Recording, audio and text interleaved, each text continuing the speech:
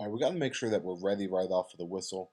You gave up a pretty quick takedown here. You have great motion on the bottom. I like that you're changing from side to side with your changeovers. You're trying to seal them off and you know good motion. That type of motion will get you out.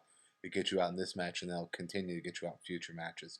He has a cross wrist on your right side there. Use your left elbow to dig that out.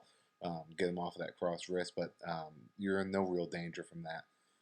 You have a real good base on the bottom, and he's going to try to tilt, and you do a good job with that. Right here, nice job, motion. If you would quickly motion back the other way, we would have gotten out. Um, make sure he doesn't slip a leg in here over the top. Just be aware of that as you're laying on your side. Um, Use that elbow to get out, but again, we have real good motion here, and I'm like what I'm seeing there. We should be attacking that top hand. His right hand is a little high. We can definitely use that to our advantage. You do a good job of slipping down up underneath this leg right here. You have your right hand under it, I believe, but we need to make sure that we get both hands. Excuse me, you have your left hand under it. As soon as you get your right hand up underneath this, and you will eventually get it there, you'll see he's in really bad position. So you want to make sure that you get both hands, right and left, up underneath that leg attack. You see how your right hand is out. Right here, you go and put your right hand under. He's in bad position. You really should have scored in this position because he was in such bad position. We should have taken that cradle right there. We should have driven across here and attacked. Um, Backed out. We could have scored in a variety of ways in this position.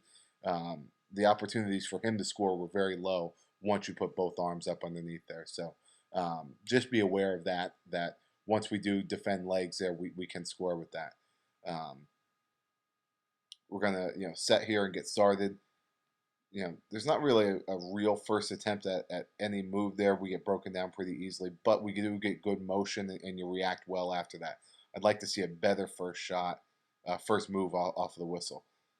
This is where your problem is people are getting in deep on leg attacks quite a bit. So I think it's because of your stance. Your stance is very good, but sometimes you don't put your hands on your opponent. We'll talk about that in a moment. Nice work here on top. Nice cross wrist, dropping down in. Um, it's a nice crowd right there, but it's tough to really tell much going on here. We're going to reset right here, and I like your work with the cross wrist here on top. I think you do some good job keeping him on the mat with that, and I like that. So you've got him under control here. You've got good pressure.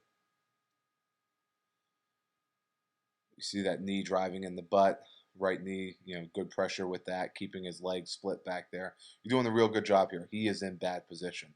Um, changing from side to side to keep the pressure on him. You're doing a good job staying on your toes. He comes up. You hop on the back here a little bit, but you're kind of off to the side. If you're going to hop on, hop on. You kind of just jumped up a little bit and kind of hung on him.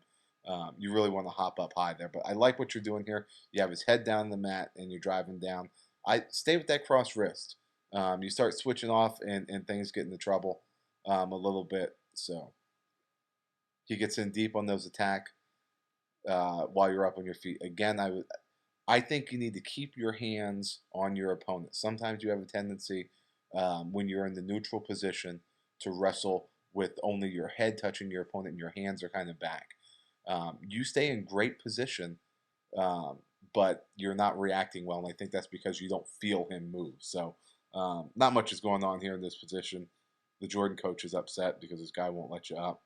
Um, he attacks the cradle there. Remember to attack the lock. You do a good job fighting this off.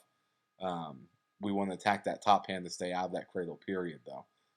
You see his hand up over top of your head. Finally, you get a hold of it, and you turn and you come right out, which is really good because that's what we should be doing there as soon as we see that top hand. So right here, I want you to watch how you don't really touch him much with your hands, and he gets right in on that shot. I don't believe your left hand was touching him at all.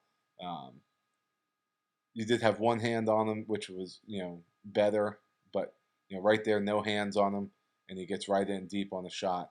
You got to make sure that you have him, your hands on him, so that you can feel where he's at and you're controlling his body as he takes a shot. So your head's in great position, your stance is actually pretty good, but we can do a better job with our hands to feel his shot. So you do a good job here. Now your hands are on him, and you'll see he takes a shot, and he doesn't get anywhere near as deep this time because your hands are up and defending. So takes a shot, you're able to slide down.